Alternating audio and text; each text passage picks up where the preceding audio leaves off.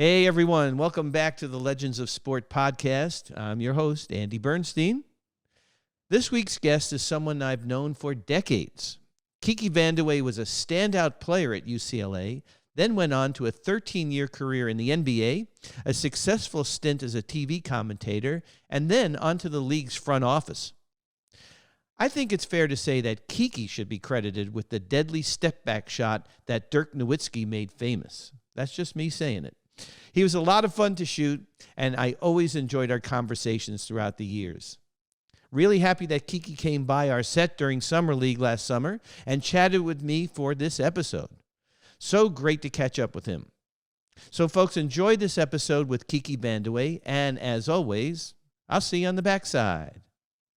One of my favorite guys ever in the NBA, on and off the court, Kiki VanDeWeghe. Thanks for joining me at the Legends of Sport podcast. Now, wait a minute. That's saying something. I mean, you know everybody in the NBA. For how long were you? 43 years, my friend. 43 years. Yeah. So going back to the Jerry West era and all those guys. Unbelievable. Well, it actually is true. And your folks and your sister and your whole family, everyone has always been so kind to me over the years. And, you I knew as a player. You ended your career at the Clippers, Yes. Actually took your media day shot, I think, that year. I'm sure you did. You took everybody else's. Mine like slipped in the back or something. But you know what? You got Legends of Sports. Andy, you are a legend. You are a legend in sports. Every single person, if they don't know, every single person in the NBA knew exactly who you were, came and talked to you all the time. I remember you had a long line at the sidelines. You're actually trying to do your work, right. and taking great pictures and everything, and you even sent me some of me, which I tried to delete. I don't like my pictures, but it's you know what? It's just a pleasure to be here. Well, it really is. Thank you, Kiki. It's all about the relationships, as you know. I mean, even going back to high school, but of course you played at UCLA, and then your great NBA career as a player, then you're in the front office. And, we meet some great people along the way, and it's all about that. And we've lost some great people along the way, right? Yes, we really have. And, I want to say something because you really hit on a really good subject that younger people don't know. It's about relationships. The reason you were able to get such great photographs is the relationships you actually had with the players, the executives, even all the way up to David Stern and Adam Silver. Everyone would trust you. Yeah. Everyone said, no, it's going to be a good picture. He's going to do us right, and he's a good guy. Let me stop for a second. And, but not everybody has that, and not everybody spends the time to develop that, and you did, and it's a good lesson for those trying to get into sports, because how can you get asked all the time, and I'm sure you do, how can I get into sports? Sure. Well, develop the relationships first if you can. Absolutely. You're absolutely right. The second thing is you have to be your genuine self, right? Because That's people can see through that in a minute. Yes. And especially in our business, where it's a very insulated sort of, small group of inner sanctum, right, so to speak. And speaking of that, I need to ask you about my dear friend, the person who literally gave me my start in the inner sanctum was Pat Riley. Oh. And I had to earn my way in. Like, Pat would not let me even in the huddle, much less the locker room or, God forbid, the team bus, You played for Pat. I did. Yes. I did. And you worked for David Stern. Okay? I sure did. So two tough bosses right there. Yes. I love them both, but they could be tough bosses, right? I have so many stories about both Pat and David, but Pat Riley, I go so far back with Pat Riley. He was with the Lakers and as a player. And he was a good player, kind of a sixth man type guy who just came in and did all the dirty work, really hustled. Right. Actually, one of Jerry West's best friends. Yep. And I used to rebound for him when I was a kid. No way. Yes, I used to rebound in the old men's gym at UCLA. Hey. Wow. And this is years ago, and he'd be shooting by himself, and I can't remember if he said, "Hey kid, come over here," or I just kind of went over there, but he would talk to me, and then he was obviously a famous basketball player, but then afterward I used to see him at the beach, and he used to go to the beach all the time, and he'd keep a notebook with himself which is a great lesson. Again, we Really? talk about lessons Yeah. for young people trying to get into the business.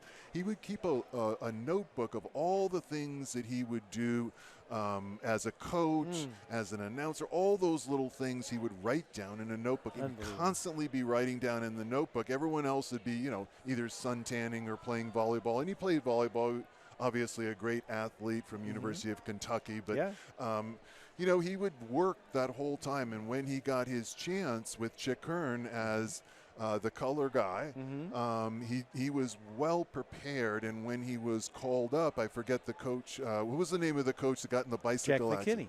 Jack McKinney. Yeah. And, he ended up sort of this daisy chain to Pat Riley as the head coach. It was supposed to be Jerry West. Yes, right, exactly. And, but Pat took over, and obviously he was a tremendous coach. Yeah. Great organizer, great motivator. Some of his pregame speeches, I can't even tell you how great they are. Yeah. Amazing. He had a great statement. Gary Vitti likes to talk about this all the time, back when Pat coached the Lakers, that the Lakers were 12 plus 2 plus 1. 12 players, 2 coaches, was him and Bertka, and 1 trainer, Gary Vitti. Everyone else was a peripheral opponent. Yeah, it was an opponent. So wives, girlfriends, media people, didn't matter. Kids. It didn't matter. They were peripheral opponents. It was like take no prisoners with him. He had a very much, if I can say it this way, a Patton-esque viewpoint of basketball. Yeah. And, our practices, we'd be at the gym for 5 hours. Crazy. And, he said, look, you know what? This is a day's work that we're here for business, and there was nobody on the team bus and nobody on the airplane. Now, we're going to sit and talk about David Stern, who was one of my favorite people. Yes. So he hired me to run basketball operations for the league long time ago. Maybe one of his last hires, and he was there maybe 6-8 months before Adam Silver, who is arguably the best commissioner in sports and maybe ever. I don't know. He's just an amazing commissioner. But David called me up, and I was working for, I don't know if you remember, but I was working for both the Lakers and the Clippers at if I can say it on this podcast, for Fox. Yeah, I remember. Who covered the games. Yes, right. And so I was doing a lot of stuff. So I was at the Staples Center all the time. So David calls me up, and I said, you know what? You did an okay job with the 2 general manager jobs you have. I know you're at Fox. What do you think about basketball operations? And I said, well, here's what I think. He says, what's wrong with it? And I told him a few things I think I might do differently. And he says, okay, how'd you like to run basketball operations for the league? And I said, well, and he said, I'm going to make your life absolutely miserable. So I'm going to make it. I'm going to torture you. Before he hired you or after he hired you? Before. This is like the pregame warm up. This is my recruitment speech. I'm going to make your life absolutely miserable. But you're going to learn the most you ever learned in your life. Oh my and God. It was like, and I did say to him, I said, geez, nice recruitment speech. And he says, well, it's okay. And so he said, how'd you like to come? I said, well, let me talk. It's a big life change for me. I have a contract, coming up. All these things that I've committed to. He says, okay, call me back. And so, at the time I spent a few minutes thinking about it. I said, you know what? This is a one-of-one job in the world. I got to do it. Okay, fine. So I call him back after about a half hour. I tried to wait like a half hour, so he didn't think I was too. So I call him back, and he goes, yeah, what do you want? And I said, well, okay. I want the job that you just offered me. If you offering me the job. He says, well, that's nice. You'll probably do an okay job with that. And, I said, well, David, I have a commitment. It was his March, right? Yeah. And I have a commitment till the end of the season. He says, oh, that's wonderful. This is like a Thursday. Yeah. And he says, that's wonderful. I'm glad you have a commitment. This job starts on Monday. I will see you at 8 a.m. Monday morning. In New York, by the way. In New York. I was in Los Angeles. Yeah. In New York. Yeah. And he hangs up the phone. That's David. And that's David. That's crazy. Exactly who he was. But he was the best. He was really a visionary. Yeah, he was. Sort of making the NBA, the global game it is today, setting a lot of things in motion. Adam continued that obviously with the technology, layering it on top of it, and just. But they're both perfect for their time. Yeah, for sure. I mean, he pushed all of us, David. I mean, I remember as a young photographer, and I'm running around All-Star Weekend, and he goes, "You're not working hard enough, are you?" And I didn't know if he was being sarcastic, but and I looked at Rick Wells. He goes, "He means it." He actually means that, yes. So, Kiki, we're here at Summer League. You're here. I'm here. But let's go back to when you were working. I just want to talk about when you were working for Dallas, and you were in player development. Yes. And there's this young dude named Dirk Nowitzki, right? Did he play in Summer League? By the way, how did that all work out? I'll tell you how I got the job. I was at the Pete Newell Big Man's Camp. I don't know if you remember that camp. Sure, I shot that camp. Okay. When Shaq played in it. Yes. For those people who don't know, it went on for about 25 years. I was with Coach Newell for 25 years. Oh, wow. And I ended up sort of running the camp for a while and quite a while. Yeah. But Don Nelson, who was with the Dallas Mavericks, saw me working with the athletes and whatnot, and called me up and said, would you think about coming back into the league? And I said, well, what are you talking about? He said, well, I'm talking about player development. You do a good job with player development and assistant coach. I said, yeah, I'd be interested. And he said, well, what do you think? And kind of asking him questions. He says, I drafted this German kid. And he's really struggling. This is right after his first year. Right. He says he's really struggling. I don't know, but if he doesn't pan out, I said, I really gambled away a good first-round pick, which ultimately became, I think, Paul Pierce. I think you're right. Yes. Right. And so he says, but if he doesn't pan out, I'm going to get fired. So he wanted to take you down with him? Yes. No, he wanted your help. He wanted me to help Dirk with his footwork and different things. Dirk would have been a star whether I was there or not, but and then he said to me, and I just gave this little guard a big contract. And I said, what was that guy's name again? What was that guy? Anyway, that's for those who don't know, that's Steve Nash. Steve Nash, who was a little guard. A little guard. Yeah. So he was struggling. He says, I want you to come in and work with these guys. I said, okay. Sounds good. And so that was my first job back into the NBA. That's amazing. Is player development for the Dallas Mavericks. And, maybe 2 weeks after I was there, Don calls me into his office and says, I'm going to play golf. Here, you run practice. And I said, well, okay. I'm like a little excited, of course. Do I get a whistle? I said, do I get anything? He said, no, you don't get anything. Practice plan? No, do what you want. I said, okay, sounds good. But that was Don Nelson, for those who knew him. Fantastic innovator in the game, but a little different type of coach. So you were like the step back king before the step back was a thing with Dirk, right? I mean, that was kind of your shot, as I remember. That was it was at one time, and I think Coach Pete Newell coined it as the Kiki move. Yeah. It wasn't the Kiki move, and let me tell you, because everything's copied, everything's sort of been done before. You know that. Yeah. I got it from World Be Free. Oh, no way! Really? I saw him do it. Significantly smaller than you. Yes, by the way. and much better player, of course. But I was not like the speediest player in the world, and I couldn't jump the highest, and all these things. Yeah. But it was something where I could get off my shot. Sure.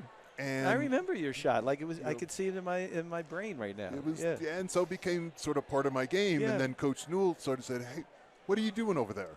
And I was playing against, if you remember, Kermit Washington. It was one of his first guys. But we had every good big man came through the peak. Yeah, like I said, I shot Shaq. I think it was his rookie summer. Shaq, and him and Paul Pierce, all these guys came through this camp. Yeah. But anyway, so he says, "What are you doing? Let me see that. Let me see how you're doing it."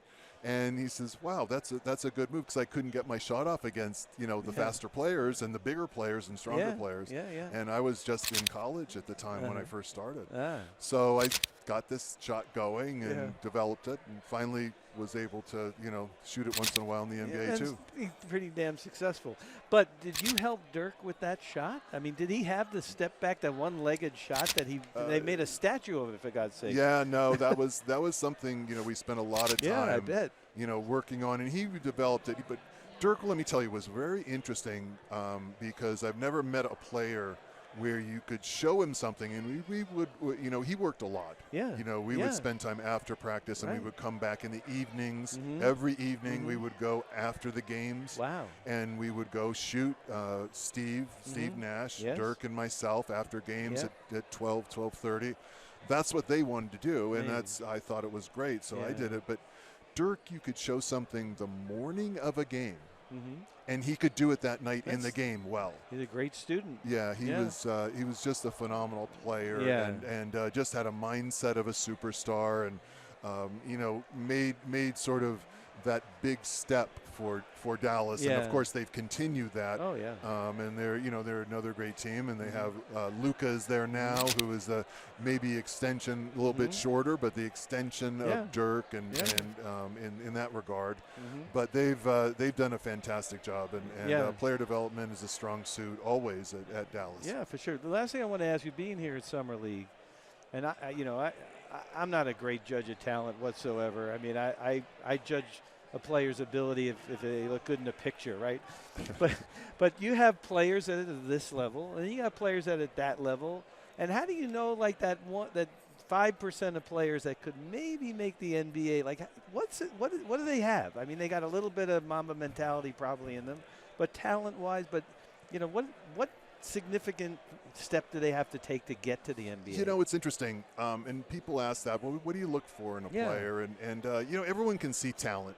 Everyone can see skills. Yeah. And there's a few things that translate from high school to college to the pros, and they're like offensive rebounding, steals, things like that translate. Not everything else translates, but what you're looking for is the intangibles. What's inside of a player? Are they going to work and things like that? And the biggest indicator, the two biggest indicators, are one, the habits they have. If you see the habits that they have every single day, that's who they become. Yeah. So are they somebody who works, who's regimented, who's going to dedicate to these type of things, or is it somebody who's just naturally gifted, and the other type of people that are workers are going to go by them? So first, it's the habit. And second, believe it or not, it's the people you hang out with. It tells you a lot about what this player is. Because, there's an old saying, you're going to be just the same as the 5 people you hang out with the most, basically. And I think it's really true. So if you look at those two things, what habits do they have? How do they come to practice? Are they prepared? Are they willing to work? Are they willing to sacrifice for the team on a regular basis, on a consistent basis? Interesting. Because it's never this sprint. Yeah. It's a marathon. Oh, yeah. And so and you live the life of somebody who has to be, hey, listen, I got a game the next day. I got to go to bed. Yeah. I got to get my rest. I kind of learned that about 10 years in. But we all learned it at one point. Right. So that's what I would say. And I would say that to any of the young players, develop good habits, and then be careful who you're hanging around with. And I think that's great advice, man. I really have never heard anybody really say that out loud, but it's really true. Don't tell anybody. It's a huge secret. No, are we on television, or are we streaming or anything like this? You heard it first. Can anybody hear us over here? I'm Kiki, kidding. You're the best, man. All Thank right, you so Andy, much for coming by. Thank you. Always a pleasure. Thank you, pal. Well, that was a very special treat for me to catch up with NBA legend Kiki VanDeWeghe. I hope you all enjoyed it too. Thanks again, everyone, for tuning in to this episode of the Legends of Sport podcast. We love bringing these conversations to you, so please keep listening, and also tell all your friends to subscribe to our YouTube channel, Legends of Sport, and our Instagram, @Legends of Sport, and my photography can be found on Instagram, @ADB Photo Inc.